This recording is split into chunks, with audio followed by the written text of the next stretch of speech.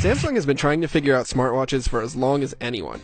Its earlier efforts have been disappointing, but the new Gear S2 promises to be different, and in many ways, it is. It's got a sleeker, more attractive design, a completely new interface, and finally works with more than just Samsung phones. The Gear S2 is far from perfect, but it demonstrates some really great ideas about how a smartwatch should look and work, and can be a learning tool for the rest of the industry. The Gear S2 is the first round smartwatch from Samsung, and it's by far the best looking wearable the company has ever made. It's not too big, not too thick, and it's comfortable to wear. I've been testing the $299 standard Gear S2, which has a rubber strap and smooth, brushed metal finish.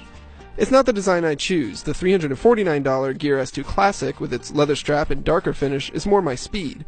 Unfortunately, the standard S2 uses a proprietary strap mount, which means that you can't go into any jewelry or watch store and swap it out for something else. The round design is there for more than just looks. It enables the rotating bezel control, which is the smartest way to interact with a smartwatch I've ever used. Sure, you can swipe through the screens with the touchscreen, just like an Apple Watch or any Android Wear model. But once you use the bezel to control the watch, you'll wonder why nobody else has done this before. The rotating ring is predictable and reliable, unlike Apple's somewhat confusing digital crown, and it lets me navigate the interface without blocking any of the content with my finger. That great experience is helped by the fast and easy-to-use interface on the S2. Turn the ring to the right from the main watch face and you access widgets of information. Turn it to the left and you see your notifications.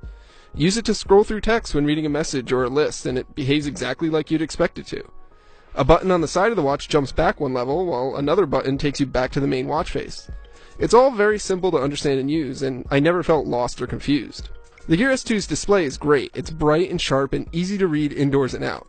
You can turn on an ambient mode to always display the time, but that will have an impact on battery life.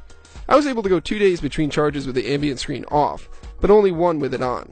Neither option is great. You'll still be charging it at least every other day, and you shouldn't travel without its charging dock, but at least the Gear S2 doesn't die halfway through the day. But here's where I run into some big issues with the Gear S2.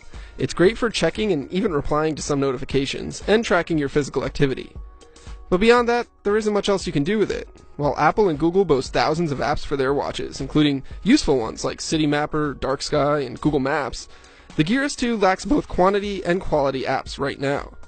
That's not likely to change anytime soon. The Gear S2 runs a different platform than Android Wear or the Apple Watch, and it's not likely that developers are going to devote much effort to supporting it.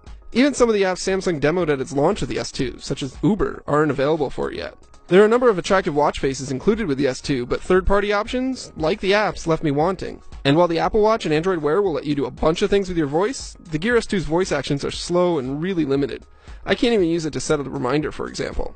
And that really is what has me worried for the Gear S2. It's a fine functioning and looking smartwatch today, but I'm not confident that it will get the support needed from developers to turn it into something really special tomorrow.